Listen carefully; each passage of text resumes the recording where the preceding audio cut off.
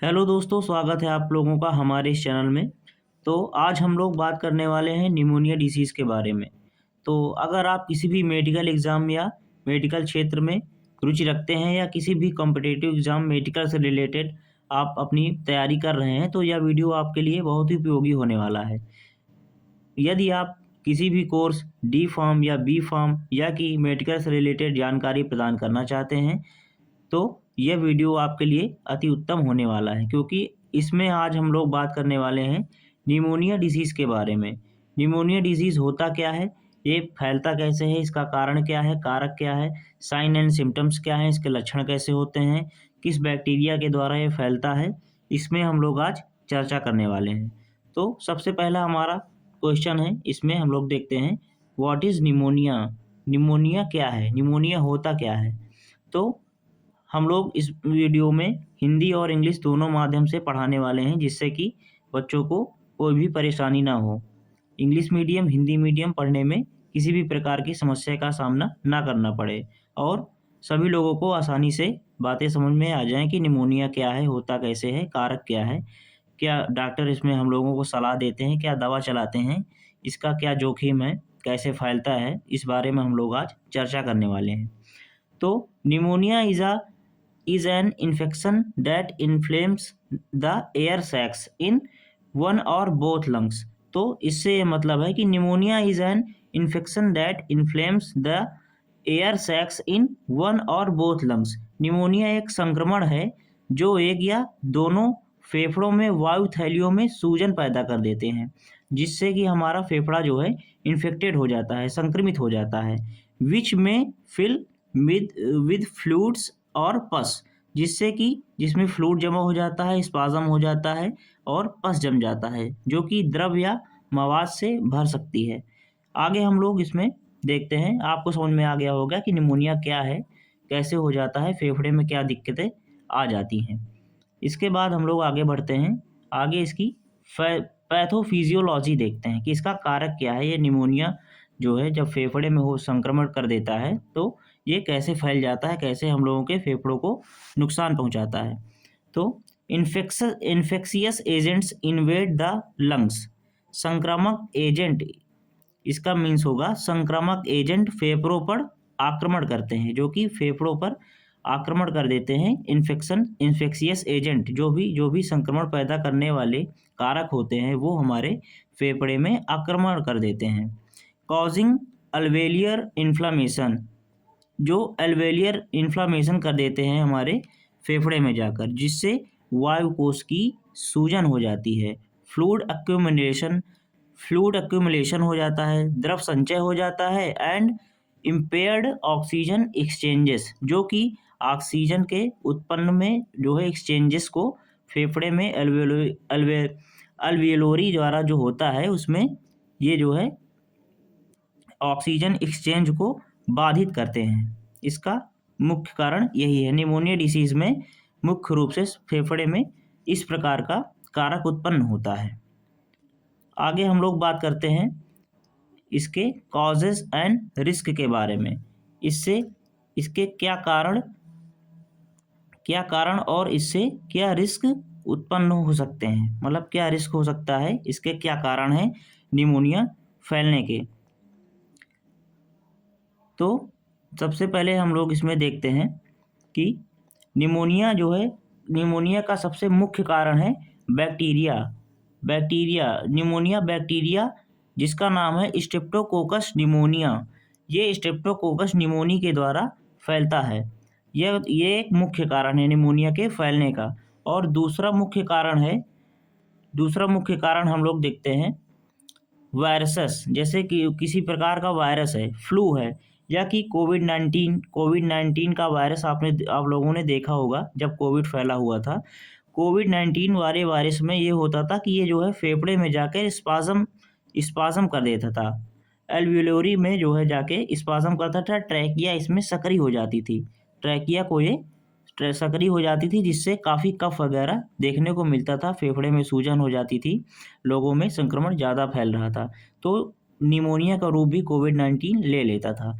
आगे हम लोग बात करने वाले हैं फंगस। फंगस के बारे में इन इम्यूनो कंप्रोमाइज्ड पीपल, जिसकी रोग प्रतिरोधक क्षमता कम होती है, या कि फंगी कवक के द्वारा जो है निमोनिया जो है फैल सकता है, या कि किसी भी प्रकार की क्रोनिक इलनेस या संक्रामक बीमारी जो है आपको पहले से रही हो। क्रोनिक इलनेस, इसमें हम लोग बात करते हैं सीओपीडी या कि डायबिटीज़। सीओपीडी आप लोग जानते ही होंगे, नहीं जानते हैं तो हम बता दे रहे हैं आप लोगों को।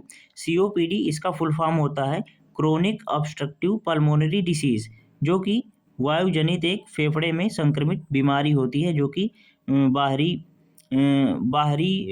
जो है गंधनाशक जो ऑक्सीजन होती है बाहरी वायुमंडल में जो है हम लोगों को जब सांस के द्वारा फैल जाती है, जो कि हमारे फेफड़े को इन्फेक्टेड कर देती है। इसका मुख्य रूप से पूर्ण नाम होता है क्रोनिक ऑब्स्ट्रक्टिव पल्मोनरी डिसीज़, जो कि एक फेफड़ा जनित रोग है। और दूसरा मुख्य कारण है इसका, जो कि डायबिटीज़, मधुमेह। यदि अगर किसी को डायबिटीज़ हो जाता है तो उससे भी जो है ये निमोनिया का रूप धीरे धीरे ले लेता है। आगे हम लोग देखते हैं दूसरा कारक, स्मोकिंग। यदि आप धूम्रपान करते हैं और अधिक धूम्रपान करते हैं तो यह धीरे धीरे निमोनिया का रूप ले सकता है, क्योंकि धूम्रपान करने से जो भी लोग बीड़ी या सिगरेट का उपयोग करते हैं उससे जो है फेफड़े में स्पाज़म इकट्ठा होने लगता है, वायुनलिका सक्रिय हो जाती है, जिससे कफ वगैरह ज़्यादा जमने लगता है, तो धीरे धीरे करके निमोनिया का रूप ले लेता है। धूम्रपान करना दोस्तों आपके लिए मैं बता दूं सभी के लिए बहुत ही ज़्यादा हानिकारक है। और दूसरा जो है इसका मुख्य कारण है सबसे आखिरी, वीक्ड इम्यून सिस्टम। जिस व्यक्ति की या स्त्री की कोई भी व्यक्ति हो, उसका इम्यूनिटी सिस्टम अगर कमज़ोर होता है तो वैसे भी किसी भी प्रकार की बीमारियां उस पर हावी होने लगती हैं, तो उसी में एक निमोनिया भी आता है। अगर आपकी रोग प्रतिरोधक क्षमता कम है तो कोई भी बीमारी आपको आसानी से अपने बस में जकड़ सकती है। तो आगे हम लोग बात करते हैं साइन एंड सिम्टम्स के बारे में। आप देख सकते हैं साइन एंड सिम्टम्स, इसके साइंस क्या हैं, सिम्टम्स क्या हैं, लक्षण क्या होते हैं। निमोनिया हो जाने के बाद हमको क्या क्या लक्षण देखने को मिलते हैं, सिम्टम्स क्या हैं, उसके बारे में हम लोग आगे बात करने वाले हैं। तो निमोनिया जब हो जाता है तो किसी व्यक्ति के शरीर में यदि निमोनिया हो जाता है तो सबसे पहला लक्षण उसमें हम लोग मुख्य रूप से बात करने वाले हैं हाई फीवर एंड चिल। मतलब इसका मतलब आप समझिए हाई फीवर, तेजी में बुखार, चिल्स के साथ, मतलब ठंडी देकर तेजी से बुखार आ जाता है। प्रोडक्टिव कफ, इसमें काफ़ी ज़्यादा कफ आने लगता है, आदमी छींकने लगता है, उसमें कफ आने लगता है स्पाज़म, क्योंकि फेफड़े में जमा हो जाता है तो कफ आने लगता है। चेस्ट पेन, सीने में दर्द भी हम लोगों को देखने को मिलता है निमोनिया में। और आगे हम लोग बात करते हैं, इसका चौथा मुख्य कारण है शॉर्टनेस ऑफ ब्रीथ, यानी कि सांस लेने में काफ़ी कठिनाई होने लगती है। जब वायुनलिकाएं सक्रिय हो जाती हैं, स्पाज़म इकट्ठा हो जाता है, तो सांस लेने में हम लोगों को काफ़ी दिक्कत का सामना करना पड़ता है, जिसको भी निमोनिया डिसीज़ हो जाती है। फटीग, इसका मीन्स होता है थकान। बहुत सारी जो है किसी भी काम करने में, चलने में, फिरने में, किसी भी प्रकार का वर्क करने में हम लोगों को थकान जो है सामना करने को मिल सकती है। हम लोगों को थकान जो है देखने को मिल सकती है, काफ़ी थकान हो जाती है शरीर में, उतनी ज़्यादा कार्य करने की क्षमता नहीं रहती है। आगे हम लोग बात करते हैं डायग्नोसिस। डॉक्टर के पास अगर हम लोग जाते हैं तो इसको डॉक्टर्स डायग्नोस कैसे करते हैं, इसके बारे में जानकारी कैसे प्राप्त करते हैं कि यही हुआ है कि नहीं, निमोनिया का लक्षण है कि नहीं, तो डायग्नोस कैसे करेंगे हम लोग इसको, इसके बारे में हम लोग जानकारी लेते हैं। तो डॉक्टर के पास हम लोग जाएंगे तो वो सबसे पहले जो है चेस्ट का एक्सरे करवाएंगे, जिसमें उसमें जो है दोनों फेफड़े देखे जाएंगे कि कितना इसमें जो है इन्फेक्शन हुआ है, कितना नहीं हुआ है, उसको देखेंगे। और उसके बाद दूसरा जो है टेस्ट करवा सकते हैं आप लोगों का ब्लड एंड स्पेक्ट्रम टेस्ट, बलगम का और आपके खून का भी रक्त जांच हो सकती है। पल्स ऑक्सीमेट्री, पल्स की जांच होगी आपकी, पल्स की दौड़ान क्या है, कैसे पल्स चल रही है, घट रही है कि बढ़ रही है। और आपको जो है फिजिकल एग्ज़ाम भी देना पड़ेगा, आप बोलचाल से उनको बताएंगे कि हम लोग कैसी जो है सामना उसका कर रहे हैं, निमोनिया आप पे कितना संक्रमण कर चुका है, तो वो जो है आपको उसी हिसाब से डायग्नोसिस करेंगे। आगे हम लोग इसके ट्रीटमेंट के बारे में बात करते हैं कि इसका जो है डॉक्टर ट्रीटमेंट क्या क्या दे सकते हैं, इसके उपचार क्या क्या हैं, जिससे कि हम लोग इसका उपचार करके निमोनिया से बच सकते हैं। तो निमोनिया का लक्षण जो है प्राप्त करने के बाद, डायग्नोसिस करने के बाद सबसे पहले इसका जो है डॉक्टर ट्रीटमेंट करते हैं कि जल्दी से इसका जो है निवारण किया जाए। तो सबसे पहली जो है इसमें ट्रीटमेंट, इसका उपचार करने के लिए एंटीबायोटिक्स का जो है डॉक्टर प्रयोग करते हैं फॉर बैक्टीरियल निमोनिया। यदि आपको बैक्टीरियल निमोनिया है तो एंटीबायोटिक्स का उसमें उपयोग होगा, जिससे कि निमोनिया पर जो है विजय प्राप्त की जा सके, निमोनिया को हराया जा सके।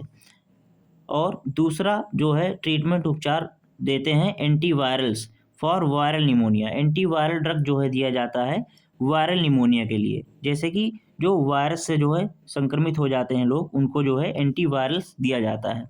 और जो है डॉक्टर्स आपको रेस्ट करने के लिए बताते हैं कि आप जो है आराम करें, और फ्लूइड्स जो है आप चढ़वा सकते हैं, ऑक्सीजन थेरेपी ले सकते हैं इफ़ नीडेड से दोस्तों ये जो है हम लोगों को जानकारी मिलती है कि यदि आवश्यकता है तो हम लोग ऑक्सीजन थेरेपी ले सकते हैं, फ्लूइड्स ले सकते हैं और आराम करें जो है। अगर ये जो है सीवियर हो जाता है, आगे देखते हैं हम लोग, अगर ये सीवियर हो जाता है, हॉस्पिटलाइजेशन इंसान तब होता है यदि सीवियर निमोनिया केसेस किसी में पाया जाता है, तो डॉक्टर उनको जो है हॉस्पिटलाइजेशन कर देते हैं, हॉस्पिटल में एडमिट कर देते हैं, जिससे कि इससे बचा जा सके। आगे हम लोग बढ़ते हैं, इसके कॉम्प्लिकेशंस क्या क्या हैं। कॉम्प्लिकेशंस हम लोग जानेंगे कि यदि इसका उपचार ना किया गया तो ये आगे जाकर क्या क्या बड़ी दिक्कतों का हम लोगों को, मतलब रोगी को क्या क्या बड़ी दिक्कतों का सामना करना पड़ सकता है। तो सबसे पहले रेस्पिरेटरी फेलर हम लोग देखेंगे, जो है कि सांस लेने में फेल हो जाएगा, वो जो है ऑक्सीजन एक्सचेंज करने में असफल हो जाएगा प्राणी, जिससे कि वो फेफड़ा उसका काम करना बंद कर देगा। इस पे सेप्सिस हो जाता है उसको। लंग एब्सेस का मतलब है कि फेफड़े में फोड़ा हम लोगों को देखने को मिल सकता है यदि इसका निमोनिया का अच्छे से उपचार नहीं किया गया तो। आगे हम लोग बात करते हैं, चलिए आगे हम लोग ये इस चित्र की सहायता से समझते हैं कि हम लोगों का हेल्दी लंग्स कैसे रहता है, और निमोनिया जो है कैसे हम लोगों के लंग्स को प्रभावित कर देती है। इसको थोड़ा सा जूम कर देते हैं हम लोग। तो हम लोग देखते हैं कि हेल्दी लंग्स, इधर का पार्ट्स जो है, ये पार्ट जो है आपका, ये हेल्दी लंग है। इसमें हम लोग देखेंगे कि हेल्दी लंग्स इस तरीके से जो है रहता है। ये जो है इसमें हम लोग देखते हैं हेल्दी एल्वियोली, जो कि ऑक्सीजन एक्सचेंज का काम करती है। ये देख सकते हैं आपकी जो है सही रूप से खुली हुई है। और ये नॉर्मल ब्रोंकियोल है, जो श्वास नली है हम लोगों को देखने को ये मिल रहा है। ये ट्रैकिया के पास से जो नीचे से आती है, ये नॉर्मल ब्रोंकियोल्स है। इसका आकार देख सकते हैं आप लोग, पूरा खुला हुआ है। अब हम लोग निमोनिया की तरफ आते हैं। निमोनिया की तरफ चित्र में हम लोग देखते हैं कि ये जो हेल्दी एल्वियोली थी, ये फ्लूइड इन एल्वियोली में बदल चुकी है, जिससे कि इसमें देखिए खराश स्पाज्म, जो कि खराश वगैरह रहता है, ये पूरा इसी में भर जाता है, जिससे कि गैसियस एक्सचेंज नहीं हो पाती है सही से। और ये देखिए नॉर्मल ब्रोंकियोल्स जो है इस तरीके से रहता है। और इन्फ्लेम्ड ब्रोंकियोल्स, जब निमोनिया किसी व्यक्ति को हो जाता है तो इन्फ्लामेशन आ जाती है उसके ब्रोंकियोल्स में, जैसे कि ये देख सकते हैं सकरा हो गया है काफ़ी। यहाँ पर देखिए नॉर्मल ब्रोंकियोल्स में इसकी पूरी नली जो है खुली हुई है, इसमें देखिए नली सक्रिय हो गई, जिसमें स्पाज्म भी भरा हुआ हम लोगों को देखने को मिलता है, जिससे कि निमोनिया हो जाने पर वो व्यक्ति सही रूप से सांस नहीं ले पाता है, शॉर्टनेस ऑफ ब्रीथ हो जाती है। और फ्लूइड इन एल्वियोली में जो है, जैसे एल्वियोली में फ्लूइड भर जाता है, स्पाज्म हो जाता है, तो गैसियस एक्सचेंज जो है नहीं हो पाता है, ऑक्सीजन की कमी भी हम लोगों को देखने को मिलती है। तो ये रहा इसका चित्र कि कैसे जो है निमोनिया फैल सकता है। तो यदि आपको वीडियो पसंद आई हो तो लाइक और सब्सक्राइब करें, ऐसे ही सपोर्ट करें, आगे ही ऐसी ही जानकारी के लिए अपना सहयोग प्रदान करें। आपका धन्यवाद। Thank you.